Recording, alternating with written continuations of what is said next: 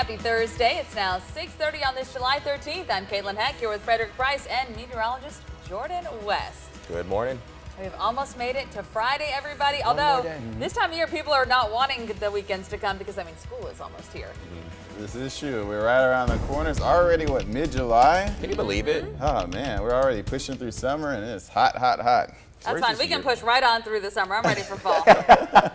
Aren't we all? Aren't we all? But hey, we got a nice little sunrise out here in Macon, and temperatures are sitting at 74 degrees. Dew point though at 73, so it's warm and humid out. But hey, we're at the coolest we're going to get today. And yesterday we saw a high of 95. The average high for this time of year is 94, and the record set back in 1980, 105. We don't want that. But temperatures across the board in the mid to lower 70s, 76 in Gordon, 73 in Wrightsville, 73 in Dublin, dew points in the lower 70s. So yeah, a little bit humid outside, like I said before. And we did see some rain yesterday. I think we'll see just a little bit more today, although the models did just update, so we might have an update in the forecast. But the radar is clear, satellite is clear for Georgia. And as we head into this afternoon, it's just going to be another hot July day. More scattered showers later in the evening, and then persistent summertime pattern continues of your forecast coming up in just a few.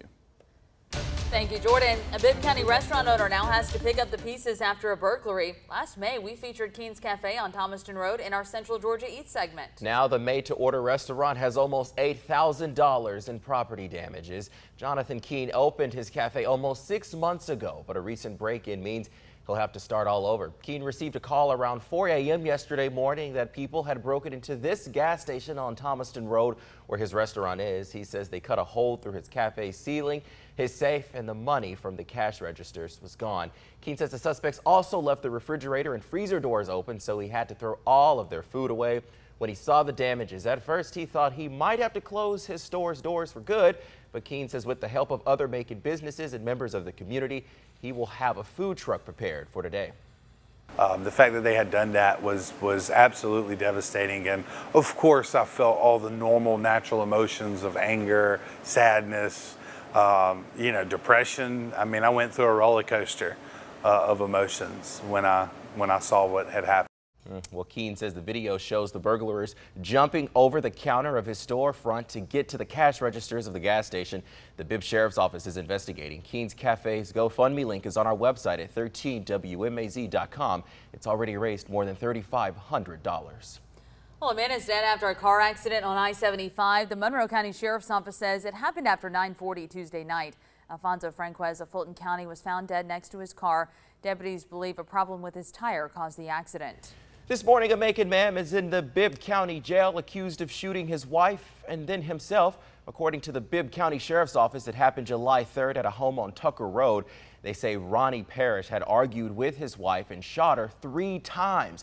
His wife called her sister, who then called 911. Perez told deputies that his wife grabbed the gun from his hand and it fired. He says that second shot happened when he fell. Perez and his wife were taken to a nearby hospital. He was arrested. He's charged with aggravated assault.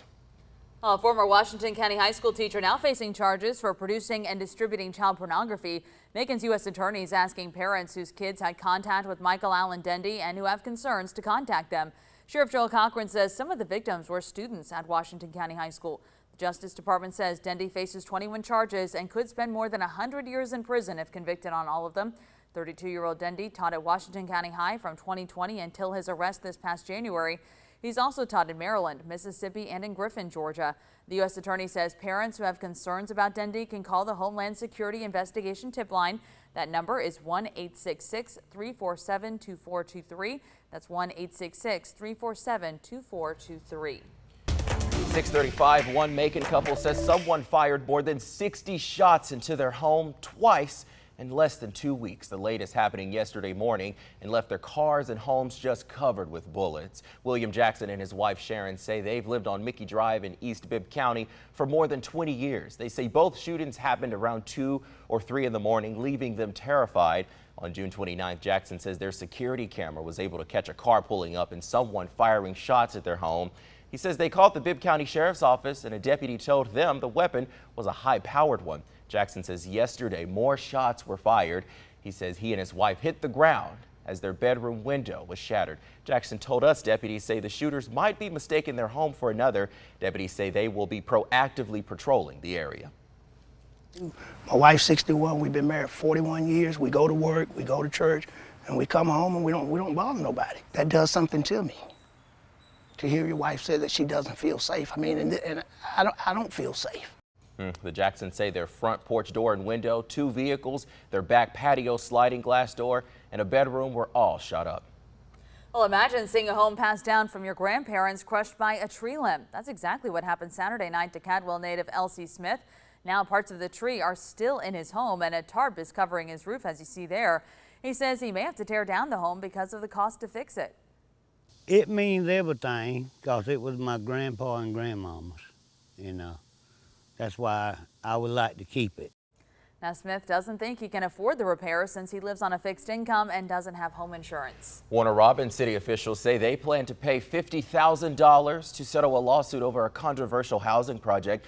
Mayor LaRhonda Patrick says the city council voted Tuesday night to approve the settlement, and court records online say both sides told the federal judge that they've reached a deal and plan to dismiss the case. Woda Cooper Development and 3 other companies sued the city 4 years ago. They claim the city officials rejected a 90-unit low-income project at Perkins Field due to racial bias, but a judge says there's no evidence of that, and he's already dismissed most of the case. We reached out to Macon lawyer Robert Shoemaker, listed as one of the attorneys for the companies.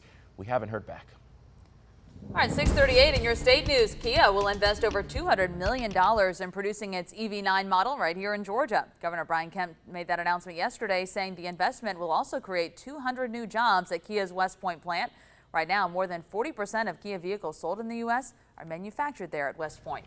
Well, Mission Impossible fans across the country got an early screening of the latest movie last night, including fans in Atlanta. And look who showed up. Actor Tom Cruise surprised fans at the Legal Atlantic Station Theater. The movie's director, Christopher McQuarrie, was also there. Atlanta was part of his 5-city screening tour in just 24 hours. Well, tornadoes across Chicago leave some families without a home and 12 states under a heat advisory. Next, what communities are doing to help rebuild and protect the homeless from the heat. Plus, Central City Park is now officially Carolyn Creighton Park, how the community celebrated the home base of the pinkest party on Earth, coming up next. But now the time now is 6:39. We're going to move things over to meteorologist Jordan West this morning. And we talked about some rain chances later for this week and into next week. And perhaps that could be some relief with this heat. Yes, that's what we're hoping for at the very least. But we did just get an update on the models, and we're seeing less rain, at least for the next 3 days. You are the bearer of bad news, man. Hey, somebody has to give the information out, right? Just being honest. Don't want to, give a wrong forecast, am I right? But we are taking a live look now, and Macon, you can see the sun is slowly starting to rise on up now. And temperatures in Macon sitting at 74 degrees, which is great because that's the coolest we're going to see today. It's only going to warm up here on out, so get ready for it. But temperatures across the board now in the 70s, 74 in Macon, Warner Robins, and Sandersville, 75 in Vidalia, 76 degrees there in Gordon, and dew point temperatures in the lower 70s. So yeah, it's muggy out there, sticky if you will. And then as we head towards the afternoon, temperatures are going to rise on up. Now saying the lower 90s, but I think we'll get on up into the mid 90s. And I don't know if you saw, but yeah, Willie the Wasp is flying out there having some good time while the temperatures are low for now. It's going to warm up as we head towards the afternoon. But the radar is clear, I believe. We're seeing some clutter here, so the radar sometimes picks up bugs and other stuff. So I don't think this is rain. You can see when we zoom out, the satellite isn't picking up on that rain. So we're not seeing rain just yet, but out there in Alabama, they're seeing a system sort of develop as it moves eastward. Now, I don't think this will make its way towards central Georgia until later this evening. But even then, I think it will dissipate as it moves eastward as well. Now, moving into the rest of the morning, we are clear. And then moving to the afternoon, we're seeing some small chances for some light sprinkles here or there. A lot less rain than we saw in the future view just about 45 minutes ago. So we are seeing a downward trend in the rain. But hey, we actually are over 5+ inches of rain for this time of the year. So technically we've seen too much rain, although we would like it to keep those temperatures down. Moving to Friday, barely any rain at all. I think I'm going to drop the rain chances for Friday down to 20% compared compared to what I had. And then 6 p.m., we still not seeing much of anything, maybe a sprinkle here or there. And then moving into Saturday, looks like we do see more of a frontal system coming in from the north and west. And then as we head into Sunday, that kind of just picks up. But it looks like this frontal system is starting to stall. It's kind of why you see this little line here for the southern half of central Georgia. And then that eventually starts to dissipate, leaving Monday, Tuesday, and parts of Wednesday more on a drier trend, which is all good news. Here, model just updated there. It looks like we'll see some rain towards the end of the day on Wednesday. But hey, 96 is the high today, 94 tomorrow, 93 on Saturday. Moving on into next week, 98 is the high, so it's getting warm. Make sure you stay hydrated. 20, 30, 40% chance rain as we head over the next 7 days. So make sure you pack an umbrella as well. We'll be right back.